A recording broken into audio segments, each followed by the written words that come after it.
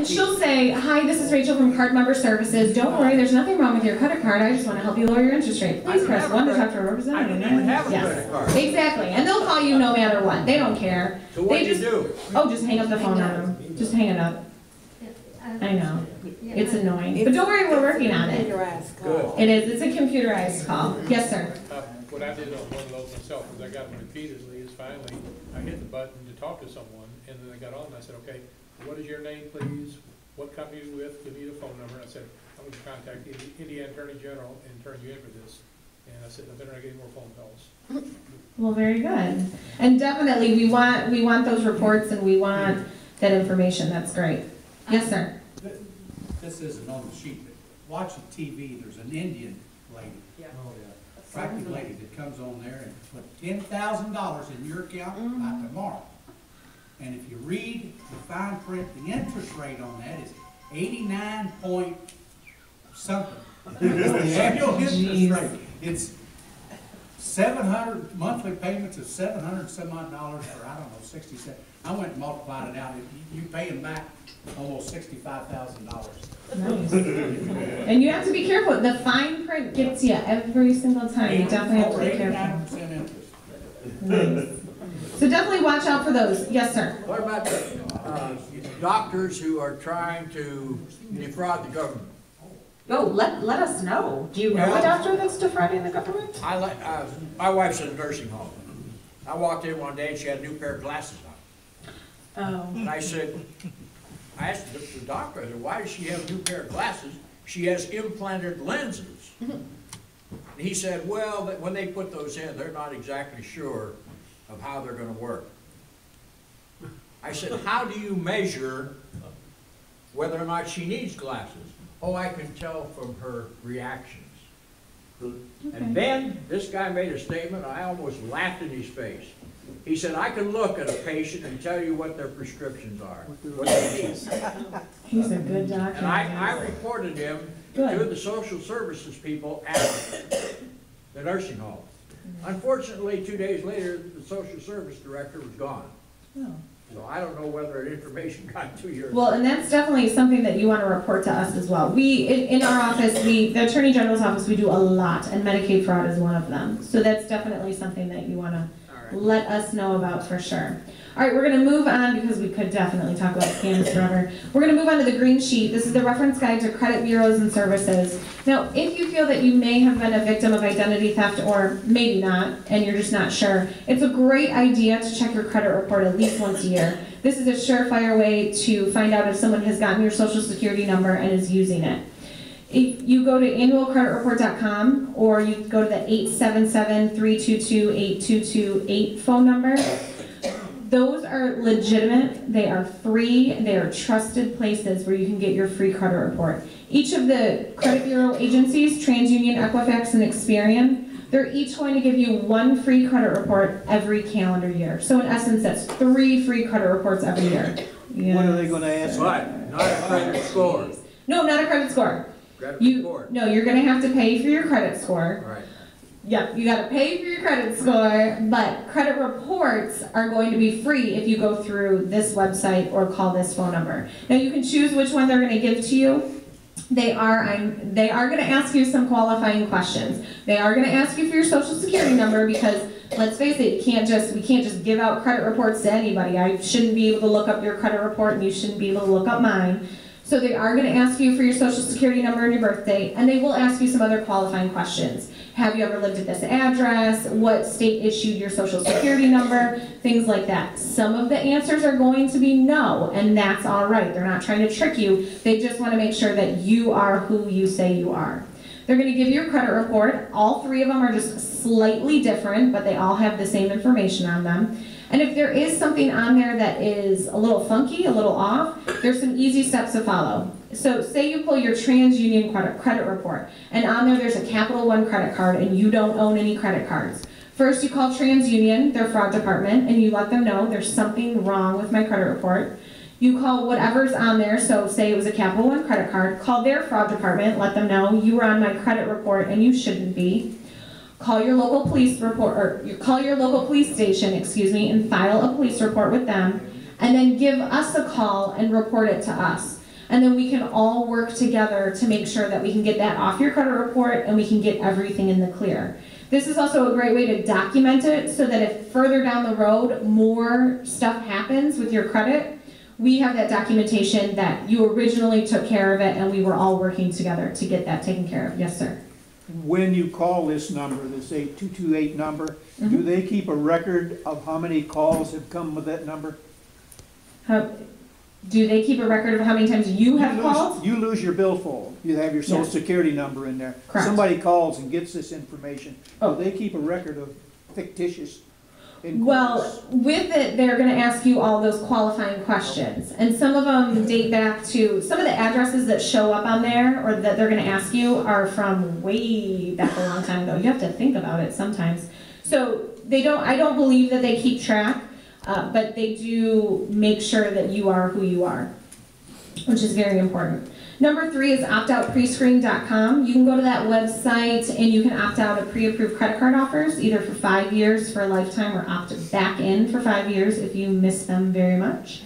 The reason that we shouldn't have pre-approved credit card offers in our house, it's very easy for identity thieves to go in your trash, fill out that information, and then get a credit card sent to themselves, which would be great for me because I get a credit card and you have to pay for it, but again, would be really bad for you. Also, if you are getting them in the mail and you wish to continue getting them, definitely fine. Make sure you're shredding them or you're ripping them out or you're blacking out numbers before you throw that in the trash.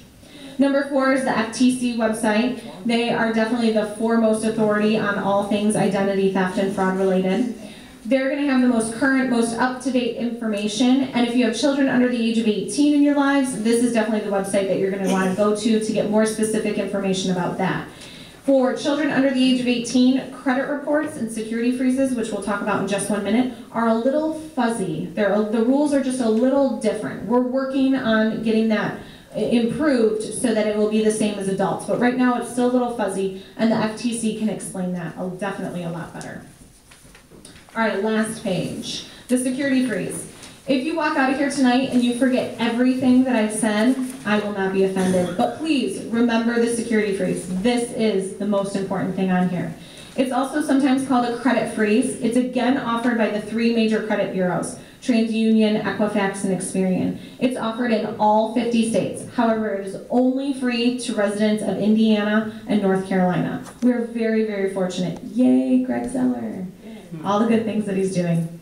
So a security freeze locks down your credit information so no one can access it without your permission and no one can open a new line of credit in your name. So if in your billfold you have your social security number or your Medicaid card and you lose it, no one can do anything with that information if you have a security freeze. I could take your security or your social security number and I could paint it on the wall and no one would be able to do anything with it if you have a security freeze. Once you have it for life. You don't have to update any information. If you do want to open a new line of credit, you're at the car dealership, you need a car loan, you're at Kohl's, you want a Kohl's card, something like that, 15 to 45 minutes before you want your credit checked, you call up one of these credit bureaus, they'll call the other 2 as a courtesy. You give them a PIN code that they gave you when you registered, and then you just let them know, hey, lift my security freeze for the next 48 hours. They'll lift the security freeze. Creditors can come in and check your information, and when the time limit's up, they put the security freeze back down. You don't have to call and confirm that. You don't have to call and remind them. They'll do it on their own. Now, sometimes you might forget that you have a security freeze, and that's fine. You'll just get denied for credit, and it won't pop up security freeze. It'll just say denied. It actually happened to my director when she was at Kohl's with her 14-year-old daughter, and her daughter was just devastated. Oh my gosh, Mom, you can't even qualify for a Kohl's card? And she's like, no, I have a security freeze. This is a good thing. See, it works. So it's a wonderful, wonderful thing to have. And again, for Indiana residents, it's absolutely free and you have it for a lifetime. Yes, sir? Does that also include when you renew a credit card? Your credit card expires, you're going into a new one. Well, this doesn't protect against credit cards. It protects against your social security number. So if your credit card is stolen, the credit card fraud department will take care of I that. don't mean when it's stolen. My credit card expired today.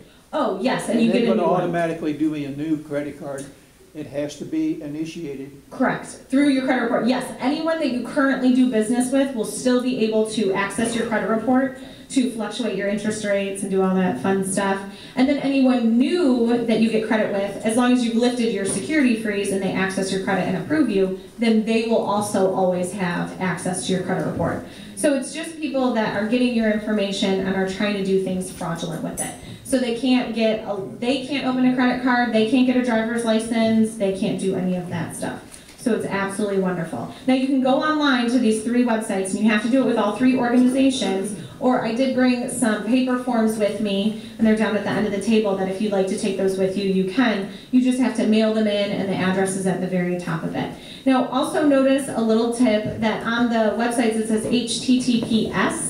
The S means safe, it means secure. If you're ever online doing business, putting out important information, make sure that the website has the S up there, because then you know that it is a safe and secure website, which is wonderful. So be very, very careful. I had a woman in Fort Wayne that I actually just went and visited not long ago. And she had lost $99,000 to a scammer, and it was a very popular scam. It was, they pretended to be from the FBI, and they pretended that she won Publishers Clearinghouse. And she's a smart, smart lady. And she said, yeah, right, I didn't win it. And she said, you know what, I am gonna call my local sheriff's department, and I'm gonna report you. And she hung up the phone, and she felt pretty good. And a couple days later, the local Fort Wayne sheriff called her and said, hey, Lois, I got your message, good job, looked into the scam, you were right, it was a scam, good for you, and hung up the phone. A couple of days later, he called back, and he was like, oh, Lois, you know, $4.2 million is a lot of money. I looked into it, it was totally legitimate, let's get you your money back. So he finagled and got money out of her, and he got $9,000 out of her to wire away to Spain, where the ticket was. Then a couple days later, Port Authority called and said, hey, Lois, we talked to the sheriff in Fort Wayne, and we have this package, and we x-rayed it, and it's yours. We just need $30,000 for Port Authority fees. And she said, okay. And then a couple days later, the IRS called and said, we need taxes. You just have to send us $60,000. And she said, okay. And then they called back and said, we need $5,000. And she said, I don't have $5,000. I only have $1,000 left. You already have $99,000 of mine. So she called her daughter, and her daughter took her and to meet the sheriff face to face, and he said, I never called you. And then she realized that in that that first phone conversation, she said, I'm going to report you to my local sheriff's department. And they used it against her, and they called her back, and they pretended to be from her local sheriff's department. They even fooled her caller ID and said that it was her local sheriff's department. So even if we're sharp and we're on top of it, just make sure that we're very, very careful, because she wired all that money away, and now it's gone forever, and we can't get it back. So, and in the end, Lois said that the reason she did it, the reason she kept wiring money away, was that in the end, she knew she'd get a check for $4.2 million, and that would set up her children and her grandchildren for life. So she was only thinking of them. So she really was doing it from a good place in her heart, but unfortunately, now she has nothing left. So you have to be very careful. If it sounds too good to be true, it definitely is. And please call us with any complaints or questions that you have. Does anyone have any questions right now? Yes, sir.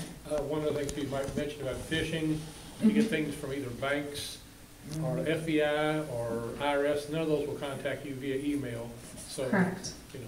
Yep, and if anyone's calling you and asking you for your account information, definitely not good. We had a gentleman in he's not a gentleman, we had a guy in South Bend that realized that, and so he was calling and he was asking for, what's your mother's maiden name? What was your school mascot? What street did you grow up on? And those are all your security questions. And then he was able to break into people's accounts. So we did find him, and he is currently serving some time in South Bend Correctional Facility. But be very, very careful of that information that you're giving out over the phone and email and through the letters. Anything else? Any other questions? All right, thank you very much.